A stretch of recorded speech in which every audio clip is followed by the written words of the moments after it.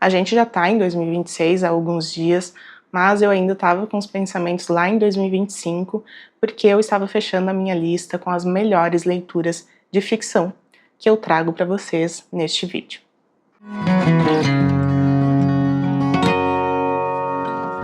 Olá, eu sou a Gessiele Lordes, esse é o Inventário da Leitura. Então, como eu anunciei ali no começo do vídeo, eu vou falar hoje sobre os meus melhores livros de ficção, as leituras que mais me marcaram em 2025. Aqui no canal a gente já tem um vídeo sobre livros de jornalismo literário, também sobre livros de não ficção. Então, se vocês não viram ainda, sugiro que vocês cliquem aqui abaixo depois deste vídeo, né, aqui na legenda.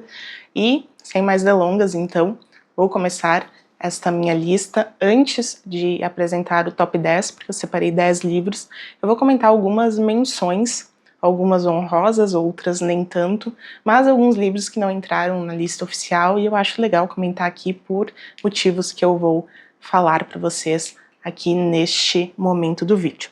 Começo falando de Sapato Florido, do Mário Quintana. É um livro de poesias, e poesia é um gênero que eu quero retomar aos poucos. Eu lia bastante na adolescência, até na infância, mas com a vida adulta ele foi se perdendo um pouco dentro da minha rotina de leitura. Então, Sapato Florido foi um livro bem simpático, são poesias, na verdade elas funcionam quase como que observações do cotidiano, são textos muito pequenos, alguns têm uma linha apenas, mas é uma leitura que conversa com a gente e foi muito gostoso de ter esse contato com poesia em 2025. Outro livro que eu li também foi A Intrusa, da Júlia Lopes de Almeida, uma autora brasileira que eu também não conhecia, só escutava falar, e decidi ter esse contato muito pela história da própria autora, né, que teve influência ali na criação da ABL, acabou durante algum tempo sendo esquecida, e eu quis conhecer ela, eu tô nessa pegada de conhecer novos autores, e foi uma leitura bastante interessante também, não ao ponto de figurar entre o top 10, mas bastante proveitosa. Li também Max e os Felinos, do Moacir Scliar. Esse livro estava no meu radar por causa da polêmica envolvendo um suposto plágio lá do pessoal que fez o filme As Aventuras de Pi. Max e os Felinos é um livro bem legal, foi uma leitura bem gostosa, mas entre os dois eu ainda prefiro o filme As Aventuras de Pi. Embora sejam histórias assim bem diferentes, acho que tem apenas um ponto de ligação entre as duas histórias. Max e os Felinos é aquele tipo de livro assim para te ter na bolsa, ler quando tu tá no ônibus, em uma fila de espera. É uma leitura que flui muito bem, mas não é assim absolutamente marcante, pelo menos não foi para mim. Também tenho as leituras singelas, que são aquelas leituras que eu faço no Kindle. Eu já tenho um vídeo aqui no canal no qual eu falo sobre como eu gosto de ler o Kindle antes de dormir, especialmente no inverno. E eu tenho uma tradição de, no inverno, ler um livro da série Uma Casa na Floresta, da Laura Ingalls. E este ano eu li o segundo volume, que é O Pequeno Fazendeiro. Nesse livro ela conta a história da infância do marido dela. Essa é uma série autobiográfica, né? A autora está ali romanceando a sua própria vida, mas extremamente nostálgica, uma história muito aconchegante, que dá um quentinho no coração e tudo mais, e eu gosto muito de ler durante o inverno. O Pequeno Fazendeiro desviou um pouco do foco central da história, não foi para mim tão legal quanto o primeiro volume, mas os dois têm resenha aqui no canal e vocês podem conferir também mais detalhes. E fechando essa lista de menções, eu trago aqui Quando Chega a Primavera, um livro que é a continuação de Quando Chama o Coração. E eu comecei lendo essa série por causa da série de TV. A série de TV, na minha opinião, é muito melhor, a história é diferente, é muito mais desenvolvida, tem personagens mais aprofundados, né, com mais complexidade. Aqui nos livros nós temos personagens que são um pouco planos demais. Então eu fiz já uma resenha falando sobre Quando Chama o Coração, e no primeiro livro, o casamento, né, entre o casal protagonista ali, a Elizabeth e o marido dela, não vou lembrar o nome, mas é um casamento muito rápido, não tem nem ali a corte, né, entre eles, e foi uma leitura que me decepcionou um pouco, principalmente porque eu tinha como referência a série de TV, mas eu quis dar continuidade. E agora, quando chega a primavera, foi uma leitura ainda mais decepcionante, mas eu vou seguir lendo, porque esse é o tipo de livro que eu enquadro no gênero é ruim, mas é bom. Então a gente reconhece os defeitos, enxerga o que poderia ser melhor, inclusive alguns erros de revisão, ali de finalização da edição, né, que são questões à parte, mas na própria história tem alguns momentos um pouco cansativos. Mas agora eu já estou num ponto que eu me envolvi ali com os personagens, eu gosto daquela ambientação lá do começo da colonização do oeste canadense, então eu vou seguir lendo mesmo que seja ruim e tá tudo certo. E agora sim, eu dou início à minha lista das 10 melhores leituras de ficção de 2025. Vou seguir o padrão tradicional, começo com o 10º colocado até chegar ao primeiríssimo, o grande favorito. E na 10ª colocação fica Tom Sawyer, do Mark Twain, uma leitura que também há bastante tempo estava na minha lista e eu consegui concluir em 2025. Então foi uma história que acho que já é super conhecida entre os leitores mais assíduos neste booktube, mas para mim ela foi uma leitura que mistura um pouquinho de nostalgia, mas também afasta um pouco a visão que eu tinha da infância, porque o Tom Sawyer passa por situações bem cabeludas, até pesadas, né, quando a gente pensa que ele era apenas uma criança. Mas foi uma leitura muito gostosinha, muito interessante, ela flui muito bem também, e foi uma companhia agradável enquanto eu estive com este livro. Em 9º lugar fica um livro de um dos maiores que nós temos aqui no Brasil, Érico Veríssimo, com o seu O Resto é Silêncio. Esse livro aqui é uma edição bem velhinha, né, porque eu peguei da biblioteca. É uma história que foi baseada em um episódio que realmente aconteceu com Érico Veríssimo, ele presenciou um suicídio. E aqui a gente tem um caso que se passa nos anos 40, em uma sexta-feira da paixão, quando uma jovem se joga de um prédio no centro de Porto Alegre e várias pessoas veem ela se jogando, presenciam esse fato de diferentes perspectivas, né, de diferentes lugares da cidade, e o Érico vai adentrando a intimidade dessas pessoas e ele vai mostrando como elas reagem com esse fato, de que forma esse suicídio desencadeia sentimentos nelas e também como elas estão lidando com as suas próprias vidas, né? Muitas também estão tentando buscar uma forma de fuga, não tão drástica, mas também estão fugindo das suas realidades. Me lembrou bastante Claraboia, do Saramago, porque a gente vai indo em cada um dos personagens e vai conhecendo eles, então alguns são mais interessantes, outros acabam sendo um pouco mais secundários, mas isso eu acho que depende de cada leitor, né? Cada um deles ocupa uma posição na sociedade, então tem um menino muito pobre que vendia jornais, tem um artista de música clássica, tem muitas pessoas aqui, tem uma mulher que perdeu a filha há muitos anos, então ela está sempre de luto de qualquer forma. São uma variedade de personagens e o grande quê dessa obra é realmente isto, ir adentrando, né, na mente dessas pessoas e a dinâmica que elas têm com as famílias, com as pessoas que cercam elas. Algumas dessas vidas, né, desses personagens se cruzam em alguns momentos da história, mas é um livro para te ir apreciando os personagens. Não vai ter um grande desdobramento acerca ali do suicídio, do que realmente aconteceu com aquela jovem. O suicídio é realmente uma desculpa para conectar essas pessoas tão diferentes entre si. Em 8º lugar temos um livro de literatura russa, Memórias de um Caçador, do Turgenev, um livro que também ouvi muitos elogios, né? Muitas pessoas adoram esse livro. Eu gostei muito, tivemos aqui alguns contos, é um livro de contos, alguns contos excelentes que me marcaram bastante. Inclusive, no vídeo que eu fiz sobre esse livro aqui no canal, eu destaquei um conto sobre um grupo de homens que está em um bar cantando, e até hoje é a lembrança mais forte que eu tenho dessa leitura. Mas eu não amei tanto, né, como a maioria das pessoas acredito que amem este livro. De qualquer forma, é uma leitura que eu pretendo refazer futuramente. Eu acho que uma coisa que pegou aqui foi que eu li um conto atrás do outro. Eu não li correndo, mas eu li na sequência. E eu acho que esse livro ele funciona melhor se tu ir lendo com muita tranquilidade, assim, tipo 1 ou 2 por mês. Acredito que ele vá ser melhor absorvido. Em sétimo lugar, um livrinho bem pequeno, mas muito grandioso também, que é o Vamos Comprar um Poeta, do Afonso Cruz. Aqui a gente tem a história de uma família que literalmente compra um poeta em uma época em que as famílias realmente, se quisessem ter alguém com algum domínio artístico, precisavam comprar, tal qual hoje muito se faz quando se vai comprar um pet, por exemplo. Então é uma história muito engraçada, que nos faz pensar sobre muitas coisas, sobre os rumos da sociedade.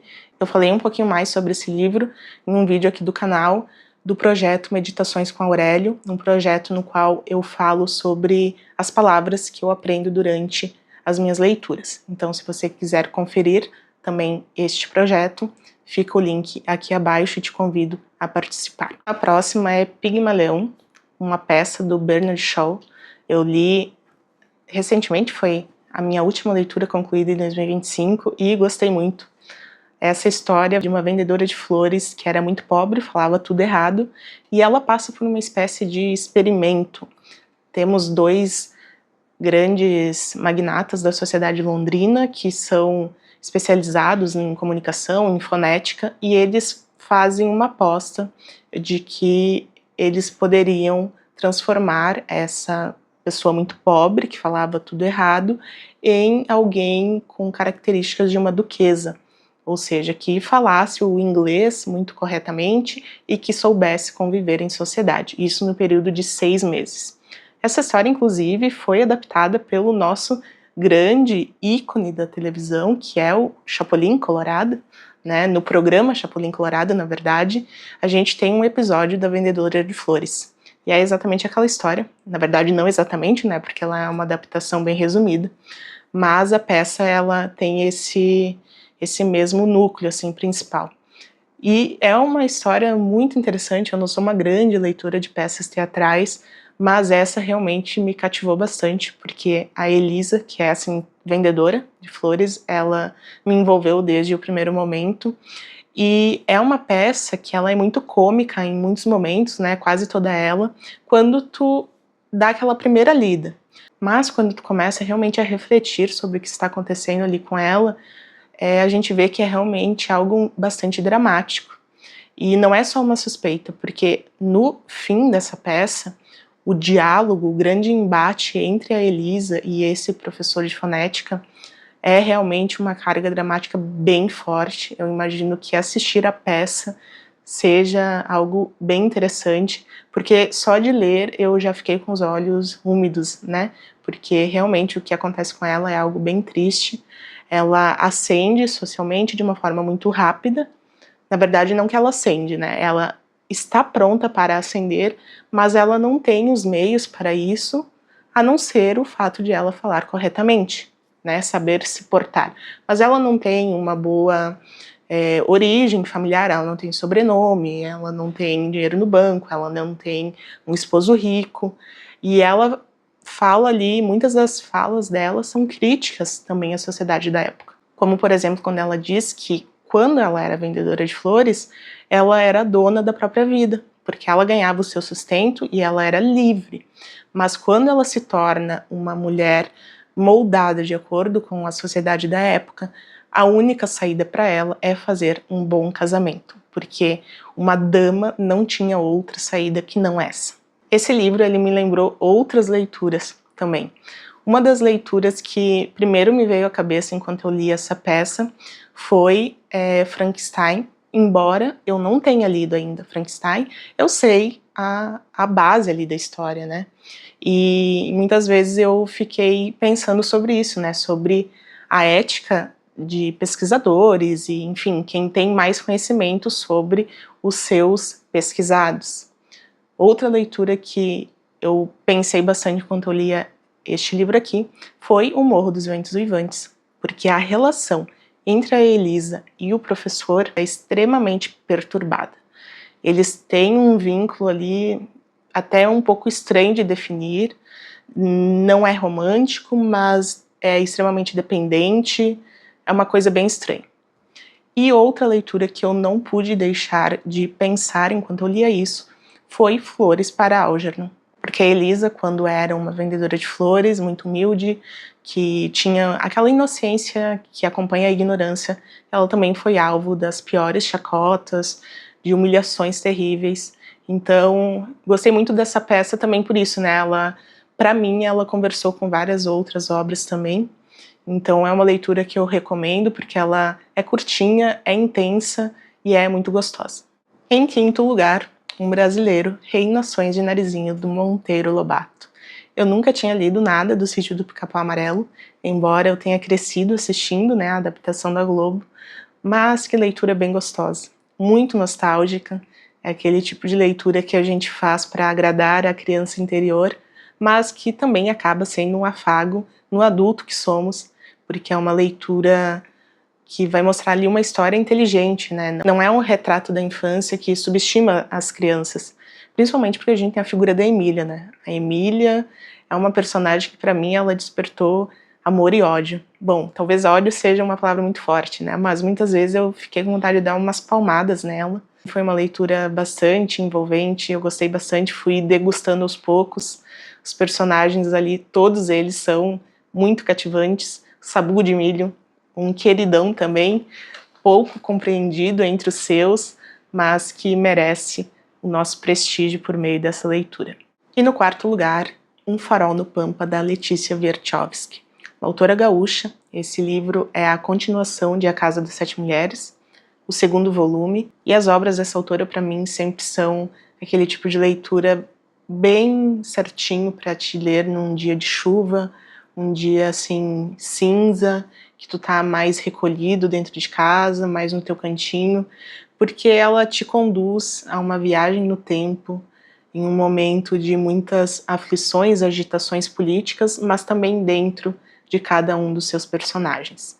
Então esse livro ele tem como fundo a Guerra do Paraguai, e aqui a gente acompanha um protagonista homem, né? Em A Casa das Sete Mulheres, obviamente a gente tem muitas protagonistas mulheres, mas aqui a gente vai se centrar na história do Matias, e ao mesmo tempo a gente vai recapitulando alguns episódios que aconteceram lá em A Casa das Sete Mulheres, né? Como eles interferem no presente do Matias. E também temos a Manuela, uma personagem bem marcante de A Casa das Sete Mulheres, que novamente está aqui. Eu fiz um vídeo aqui no canal sobre livros para conhecer o Rio Grande do Sul e eu comento um pouquinho mais sobre essa obra também. Vou deixar aqui abaixo caso você queira conhecer. E agora a gente vai para o top 3 e temos aqui outro título da literatura russa, que é Ana Karenina, do Tolstói. Esse também é um queridão de muitos leitores e eu fui com muita expectativa para essa leitura. Amei, amei, mas eu acho que a maioria das pessoas que gostam dessa obra acaba mais do que amando, né? É quase uma seita de adoração a Ana Karenina. E eu acho que eu não fui tão intensa nos meus sentimentos para com esta obra, principalmente em relação à protagonista, né? Ana Karenina, insuportável, enquanto personagem muito chata, e Lievin é quem realmente sustenta esse romance. Personagem incrível, foi por causa dele que eu fui até o fim dessa leitura e para mim ele é a grande estrela de Ana Karenina. Por outro lado, também foi por alguns motivos na jornada dele que o meu interesse oscilou, né? Tivemos aqui alguns momentos de baixa, né, no ritmo que eu vinha empregando nessa leitura. Eu acho que eu vou fazer um vídeo separado sobre essa obra, com spoilers, né, bater um papo com quem já leu, mas não foi assim uma leitura que, nossa, vou endeusar a Ana Karenina como eu acho que muita gente faz por aqui. Mas de qualquer forma ficou no meu top 3, é uma leitura que eu pretendo refazer agora que eu já sei quem é quem nesse jogo, eu posso focar sem culpa na história do Lievin, que para mim melhor personagem dessa história. E no segundo lugar a gente tem um livro de contos, livro contemporâneo, vale lembrar, porque às vezes a gente acha que não tem nada de bom nos contemporâneos, mas tem, é só a gente ter paciência para encontrá-los. Eu tô falando aqui de O Castiçal Florentino, do Paulo Henriques Brito. Que livro excelente! Um livro de contos, geralmente, ele tem altos e baixos, né? A gente vai lendo aos poucos. Eu falei mais no começo do vídeo sobre o livro Memórias de um Caçador, que eu acho que ele vai render melhor quando eu reler de uma forma mais pausada, com intervalo entre contos, mas não é o que acontece aqui. Aqui eu tive, né, a ânsia de ler um atrás do outro, porque a escrita do Paulo Henriques Brito é extremamente envolvente, não tem como tu não ficar curioso em saber o desfecho das histórias, muito embora o mais importante aqui não seja o desfecho, mas sim a jornada. Né? Aqui a gente vai degustando a construção das frases, a escolha das palavras, o raciocínio dos narradores. Então é um livro que eu recomendo muito, principalmente para quem gosta de contos e para você que é muito desconfiado de literatura contemporânea. Esse autor já entrou no meu radar de autores que eu pretendo ler mais, né, conhecer outras obras, recomendadíssimo, também já tem resenha aqui no canal. E no primeiríssimo lugar, um livro de um autor brasileiro que eu também encontrei meio que ao acaso, não escuto muita gente falando sobre ele e não entendo por que o Brasil não valoriza mais um autor com o potencial de Josué Guimarães, e eu tô falando de A Ferro e Fogo, Tempo de Solidão. Que livro incrível! Esse livro tem como pano de fundo a chegada dos primeiros imigrantes alemães ao Brasil, em específico no Rio Grande do Sul, então vai falar ali da formação do município de São Leopoldo, aqui na região metropolitana de Porto Alegre, mas a gente tem personagens extremamente marcantes, como a Catarina, uma personagem, uma mulher muito forte, que acaba tendo que tomar as dianteiras da sua família, por uma situação que foge, né, do controle dela, do marido. O que acontece com o marido dela também é um episódio muito específico, muito peculiar, mas também muito sofrido. É uma leitura que te pega pela mão desde o começo e te joga naquela época, naquele lugar. Tem jogos de interesses políticos, tem guerra, tem romance, tem vingança, mas o final desse livro, eu fiz uma resenha para esse livro aqui no canal, e o final dele é um dos fins mais bonitos que eu já li, mais surpreendentes também, e ao mesmo tempo muito simples. Então, assim, um livro muito, muito marcante, foi a minha melhor leitura de 2025, também foi uma das minhas maiores surpresas literárias dos últimos tempos. Pretendo reler agora em 2026, se tudo der certo, o A Ferro e Fogo 2, que é Tempo de Guerra, que é a continuação. Infelizmente o Josué Guimarães não consigo concluir, era para ser uma trilogia, mas se eu tiver pelo menos mais um livro com a mesma qualidade, a mesma potência que foi A Ferro e Fogo, com certeza eu vou ficar bastante satisfeita, e já coloquei outros livros do autor também na minha lista. Pretendo, se tudo der certo, ler pelo menos um Josué Guimarães por ano, porque para mim descobrir o Josué Guimarães é quase como redescobrir um Érico Veríssimo. Assim, muitas coisas que o Josué Guimarães escreveu ali me lembraram os momentos que eu tive com O Tempo e o Vento, do Érico Veríssimo, né, que para mim também é uma leitura fabulosa. Então, recomendadíssimo. Se tu não ler Josué Guimarães, a Polícia Federal tem que bater na tua casa, porque é impossível que um leitor brasileiro que se preze ignore este escritor. Essas foram, então, as minhas melhores leituras de ficção em 2025. Mas e tu? O que tu andou lendo de bom no ano que passou? Essas dicas de vocês sempre me ajudam a aumentar cada vez mais a minha lista de futuras leituras. Se tu ainda não é inscrito no canal, deixo o convite para ti. Muito obrigado pela companhia de vocês até aqui, e a gente se vê nos próximos vídeos. Abraços e até mais!